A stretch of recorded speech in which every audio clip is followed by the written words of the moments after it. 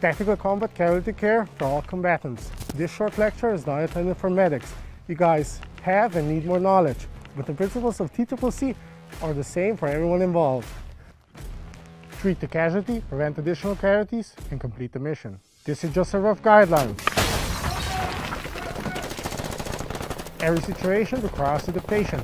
Don't only go by the checklist. This way you'll kill somebody one day or really piss somebody off. Nothing is written in stone, and if a guy is shot in the hand and you start cutting off his youth pro pants, which he bought himself, as the way you were taught in medic school, well, get ready for a slap with a good hand. So, care under fire. This is a phase where you're still being shot at. Like right now. Good medicine is bad tactics, and the best medicine during a firefight is fire superiority. So that means there will be no bandages going on, as we need the rifle downrange. So, we take cover and return fire.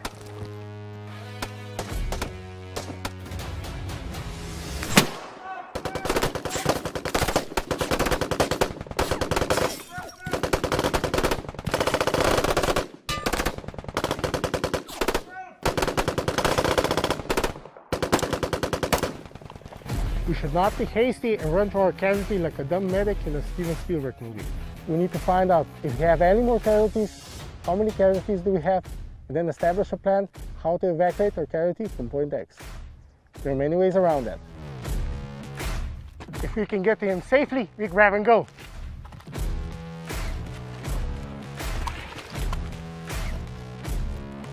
A quick tourniquet application is better to do in some cover because it's not so simple as it sounds. But if you can't do that, at least apply direct pressure to the artery or do a stopgap to the wound. If we can't get to our guy, we try to scream, radio him to move to cover. Get to cover! Apply sulfate.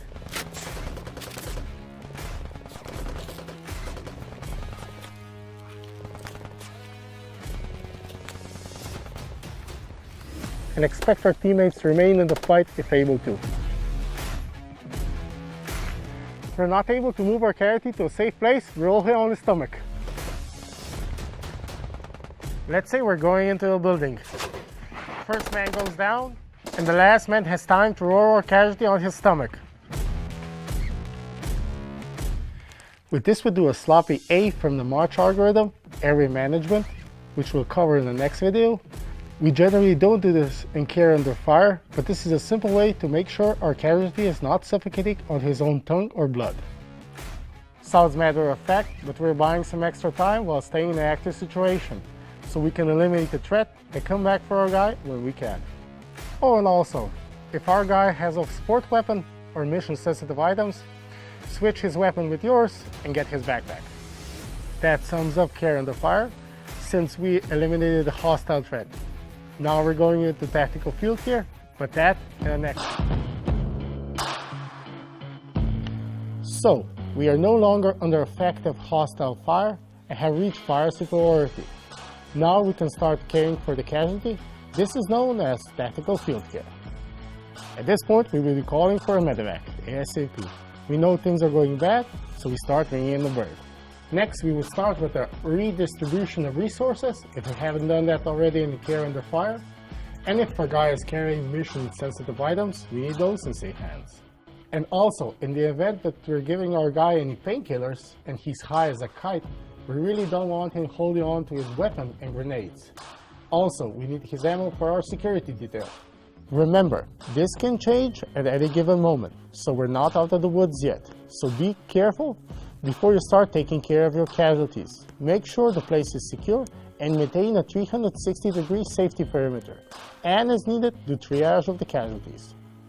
Oh yeah, if you find a casualty with polytrauma, in English, our guy is really fucked up, without a pulse, no respirations, and other vital signs, we don't resuscitate, no CPR. Tactical field phase. Now let's jump right into our assessment. We got our security set.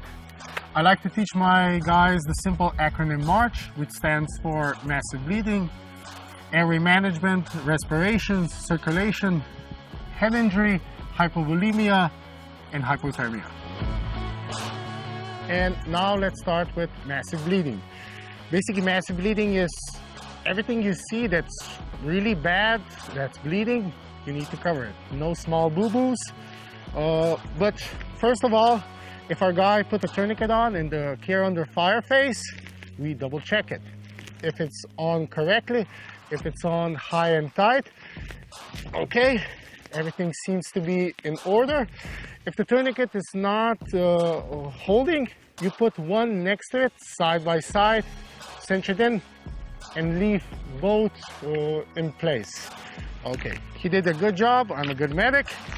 Now, check the neck, check the axe pockets, check the groin. If you see any blood, you cut the uniform, you expose the bleed. If it's bad, you pack it in with a combat gas or any other hemostatic agent. Okay, you do a visual sweep of his body, no bleeds, okay, good.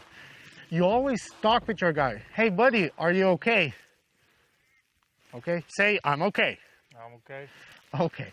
What does that okay mean to us? That means that his airway is open, it's patent. We don't need to waste time checking it. If he's making any sense in his words, like he's like, goddamn son of a bitch, or something like that, PC correct, that means that he's making sense. He's getting some blood into his brain, he's getting oxygen, that means he's not in shock at this moment. If he's doing like, I'm gonna become an officer, okay, he's apparently losing it. He's not getting enough oxygen in his brain, he's probably going into shock. If we haven't done that already, we take away his weapon, radio, grenades, so he doesn't do any damage. We take away his magazines, give it to the security detail because they need it. And that pretty much sums up the massive bleeding portion of our March protocol. Now we're going into airway management. If the patient is not talking with us, we need to open his airway, we need to clean it, maybe he has some snooze in it. We need to listen, hear for breathing. We can multitask and see the rise and fall of the chest. Okay, he's breathing with us. Okay, that's wonderful. If he's unconscious, we need to secure the airway. We can do that in multiple different ways. We're gonna do it with an MPA, nasopharyngeal airway, which is basically a nose tube. Yes, it's funny, a tube in his body. We're gonna take it out of his IFAC. We take an MPA. We take our trusty lubricant. I'm not gonna make fun of him why he has lubricant in his IFAC. It can be used in many different ways. I hope it's being used only for the MPA. Bevel towards the septum.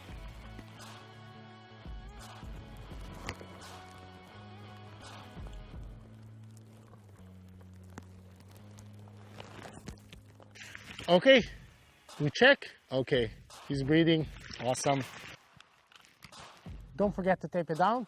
What we do if we don't have an MPA, we can put him in a recovery position. This is the least that we can do. The rule of thumb, if he's awake and can't breathe, and we're forcing him to stay on his back and he doesn't want it, don't force him.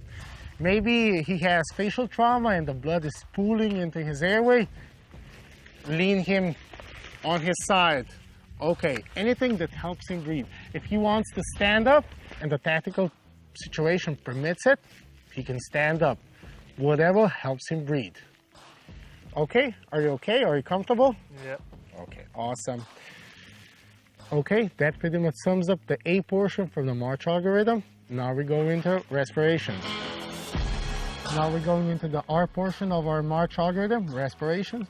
Basically, that means we're gonna check if we have any holes in the box.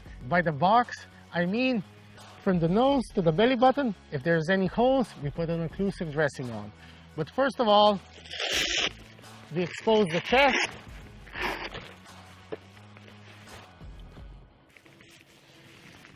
We'll check the neck. We check the armpits. We look for breathing, bilateral rise and fall of the chest. If we're too stressed out to hear or see breathing, We take our hands, we say no homo, and we feel for breathing. Okay, good bilateral rise and fall. Nice. Now we pray a bit. We go up. If we see any discoloration on the collarbone, probably is broken. We're not gonna do any good if we find out, yes, exactly, it's broken. We just treat it as broken. Now it's okay. We just walk. Okay, nice. We go on one side of the rib cage. We just do just a bit of squeeze. We check if he's doing like a grimace. If he's doing like, ah, we stop. Okay, nice.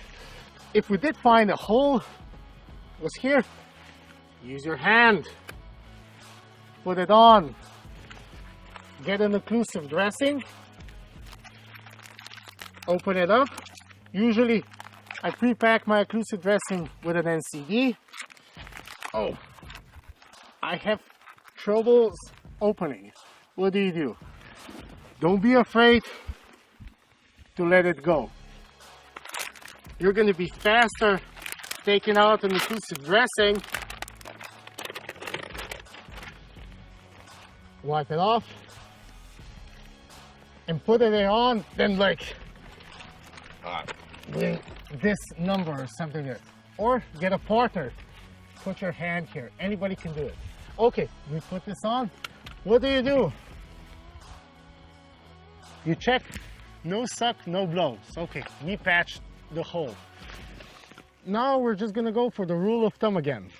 If our patient is experiencing trouble breathing and he has a hole in his chest that we put an occlusive dressing on, we put two and two together, he has a tension pneumothorax. We have to do a NCD, but that in a later video. All bad things come in two, so we have an entry hole, probably there's an exit hole. So we have to check the back. We do a buddy hug. Check it, okay?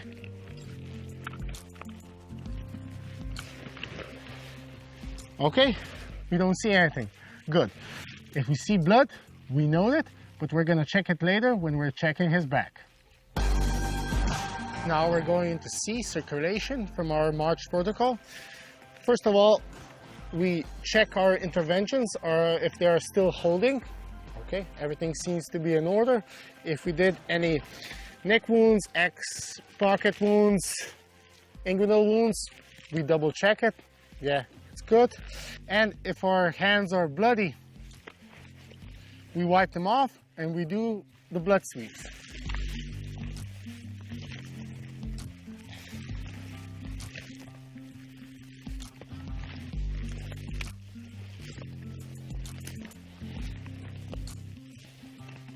If we see any blood,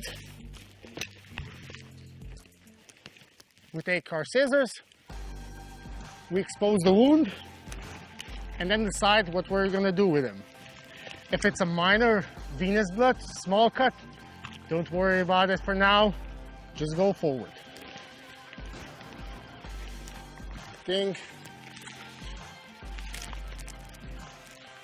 Oh.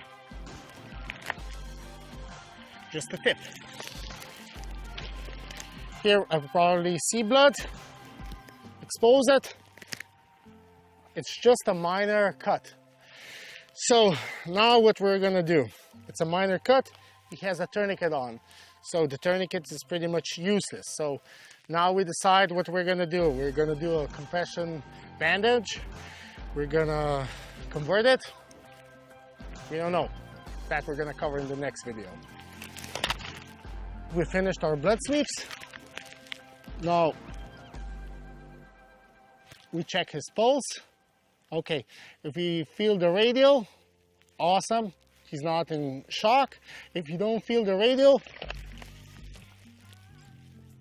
check the carotid, he's alive. If you don't feel the radial pulse, that means he's in decompensated shock, he's not doing good, he's pretty much fucked up. Okay, feel the skin, the color, okay. Pink, warm and dry. Awesome. Now what we're gonna do, we have to turn it over to check his back. But first of all, what we're gonna check, if he has a broken thallus. We close the book and then we open it. If we see a grimace on his face at any time, we stop immediately. That tells us that he has a broken pelvis and we have to move him in another way, but that in another video. Now we check this. We need to prep our equipment. We're gonna turn you over, so pretty much what we need. Our litter for hypothermia, our ready heat. Before we saw an entry wound in his chest. We prep our second halo. We prepped our equipment, but what happened beforehand? I broke my glove, and because I know my buddy's sexual preference of women and small farm animals, I'm gonna put a fresh glove on. Okay, now we're gonna turn him on the side.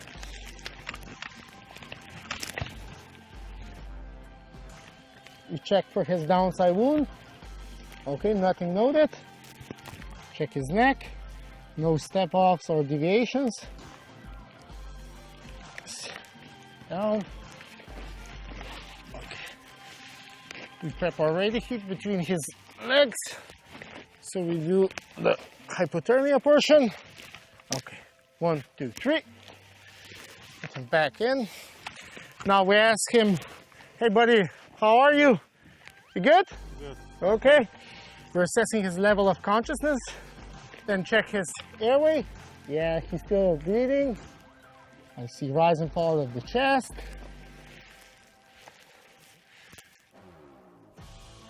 He still has a radial pulse. Nice. LOC, ABC is done. Now interventions. We moved him. That's like an invasive thing that we did with his body. And before that, we did a couple of interventions on. Now we have to check them if they're still holding. Check the MPA. Okay, it's in. It was taped in. Okay, good breathing. Check his halo. No suck, no blow. Nice. Check his tourniquet. Yeah, still holding. Now let's do a bit of paperwork. Where's his TCCC card? Time for the cat. Noted on and noted on the TCCC card. And this you put somewhere on him that he's not gonna lose. On his hand, on his belt. Okay, the TCCC card goes with him. We note all interventions that we did on it, so the flight medic and the surgeon in the hospital has an easier job. Now that we put our guy on the litter, we checked his level of consciousness, ABCs and interventions. Now we go into H, which stands for hypovolemia, head injury, and hypothermia. For hypothermia, we already prepped our ready heat. Also have pre-staged blanket. And we cover him up the best we can. If not, we improvise. We do something. We take our hat, we put it on him. If he has any wet clothes, we change them. Nothing works well if our casualty is cold. A bit of hypothermia is done. Check the head for head injuries. If it's something minor, we just bandage it up. But if you see blown out pupils, raccoon eyes, which basically means discoloration under his eyes, if you see something leaking out of his ears, something out of his nose, that's an indication that he might have traumatic brain injury. We pretty much can do a lot of things for him. If he is not in shock, we can raise his shoulders and head for about 30 degrees, keep him breathing, and that's in our toolbox of help that we can give him. Okay, now what? You're not a medic and you need to cover hypovolemia. We suspect that he's going into shock and we need to fight it. We need to give him an IV or an IO. But do we have the capability? Do we have the knowledge, the skill? But that in another video. We packed our patient up, but we can still help. We give him his combat pill pack, if he can swallow it. Can you swallow? Yeah, okay. He can swallow, luckily. That's nice. Beforehand, in the March protocol, we were saving a life, but now we're just making it a bit better. With the combat pill pack, we're taking care of the antibiotic portion and a minor part of analgesia. Now we're just dressing the burns, the small cuts, maybe doing a tourniquet conversion, immobilizing anything that needs to be immobilized. But if you don't know how to do this or anything more other than March, remember, probably we have comms up, so we call our tactical command or next level of care so they can help us, guide us through all the procedures that we still can do to our patient. Okay, now we're waiting for the medevac. We fill out his CCC card. We prep our guy for transport so our blanket doesn't go flying off in the rotor. We put his glasses on, and that's pretty much it. Last thing, enemy combatant. Sometimes we didn't do a good job, and now we had to treat our wounded enemy. Oh! Because the rules of engagement dictate it, and because it's the right thing to do. But safety first, immobilize and secure the enemy, because he's still trying to kill us. Remember to watch part 3, where we cover a couple of basic interventions. How to do a tourniquet conversion. Okay, now we did all the things in March, and when we reassessed the wound, we found out it's just a minor flesh wound. So now there's a decision to be made. Are we gonna convert the tourniquet? Are we gonna let the tourniquet to be converted by a medic and let him endure the pain? You want the pain? Yep, why not? Okay, now. We're gonna decide that we're gonna convert the tourniquet. I could use my scissor right now and cut away off his pants that he bought himself, but I'm gonna be a good guy, not gonna do this.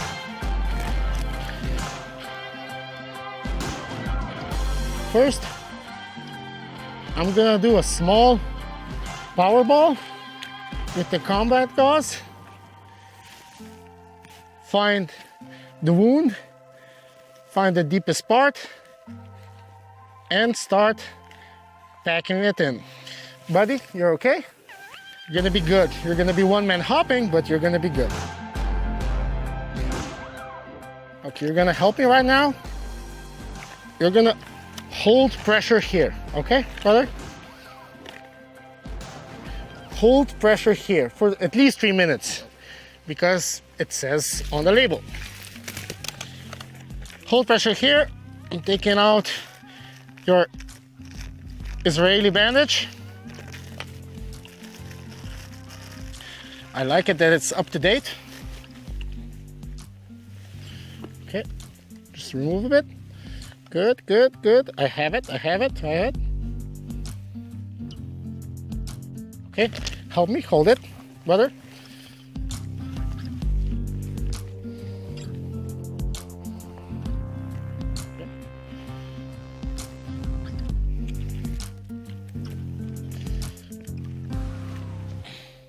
Feel good?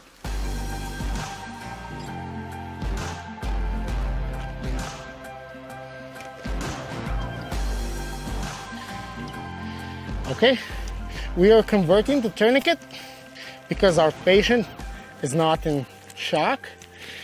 We can monitor the wound, and also the tourniquet is not controlling an amputation, which is pretty much redundant. How to release the tourniquet? There are multiple ways how to skin this cat. Some people say that we remove the windlass a quarter turn by minute. Okay, some like to do that. The way I teach it is just to release it all together and then check if it starts bleeding. Okay. Let flow. I'm removing his shoes so I can check his pulse. So I didn't do a really nice tourniquet, a comfy one.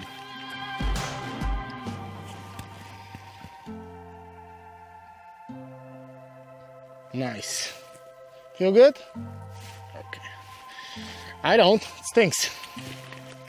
Remove the tourniquet just a bit, and we try to put it 2 to 3 inches above the wound. So if it starts bleeding again, we have the means to stop the bleeding again. Just make sure we're not putting it directly on the knee.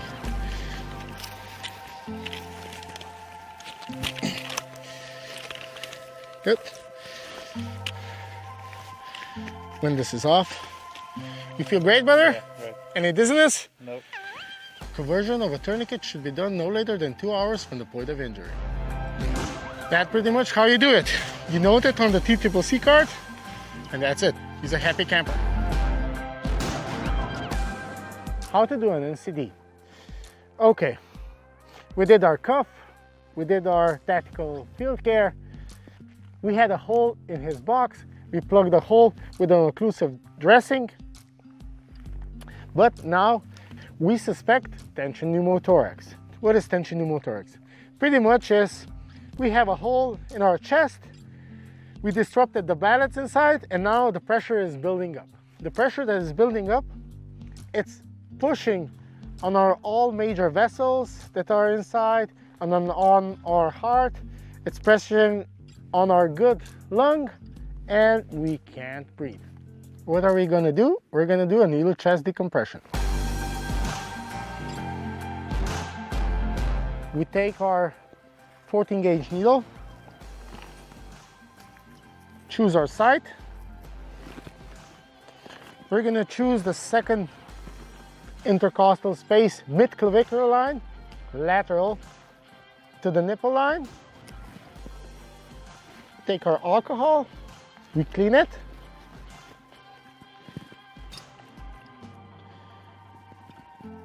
Take our needle and advance the catheter. We advance the catheter down to the hub, wait 5 to 10 seconds. In the meantime, we listen for a whoosh. Okay, hopefully we hear a whoosh. Start removing the needle.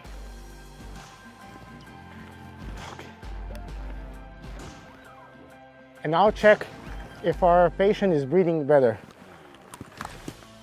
Okay. Breathing turned a bit to normal. Nice. Okay, we did the NCD. Our patient is feeling better. This is not the final solution. Our patient needs an immediate evac because he needs another hole in his body. It's not that funny. He needs a chest tube. Sometimes multiple needle Ds are going to be needed for our patient, maybe because of a prolonged evac time. Maybe the first one is going to get clogged, but just get a new one and jab it right next to it. Okay, if the first one is getting clogged, we just try to unclog it. We grab the NCD, we go next to it and quarter turn. So we just try to unkink it and then reassess our patient. But what do we do if we plugged our hole with an occlusive dressing, but we don't have an NCD? We don't use our little trusty Swiss Army knife and make a hole here to alleviate the pressure. We just grab one end of the occlusive dressing and then pull it back as needed and try to burp the wound. It's not gonna do like a Homer Simpson burping sound, but you just try to alleviate the pressure. Okay, we hear something, burp. Press it back, reassess, no suck, no blow, and then check our patient. Did it work? Yeah, he's breathing better. With every reassessment, we go close to the NCD, quarter turn, listen for a whoosh. And why am I doing this? This is our primary site. The secondary site is the 5th intercostular space, mid-axillary line. This, it's really important to do a reassessment because it gets easily clogged because of the stretchers and because of the hands. And that pretty much sums up how you do an NCD. How to give a peripheral IV. We're not going to discuss why we give it, because we can give it for all sorts of reasons. Dehydration, medication, yada yada yada. But let's just talk about the most important aspect of anything that we do: preparation.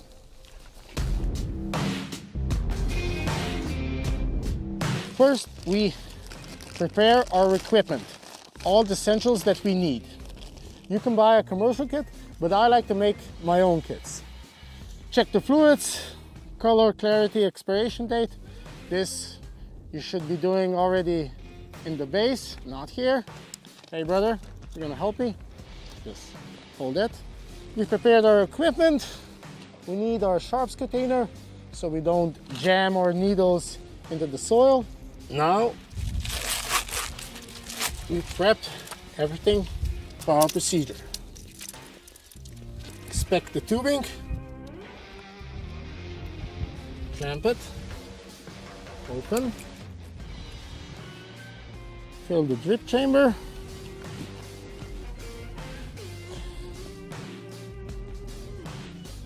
flush the tubing, okay, close it, okay, minor bubbles, that's okay, he's a big boy, he can deal with it.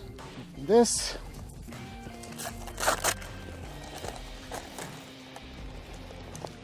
there are tegaderm, you good? It's a bad sign, he's not talking with us. Alcohol,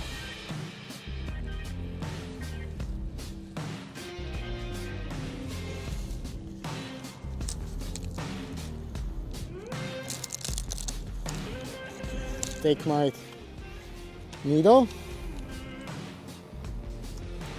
this out, okay, good, bevel up, 30 degrees,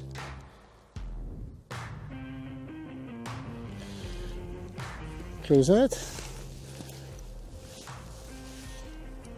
okay. Drop the bag. Okay, backflash of blood. Raise it up.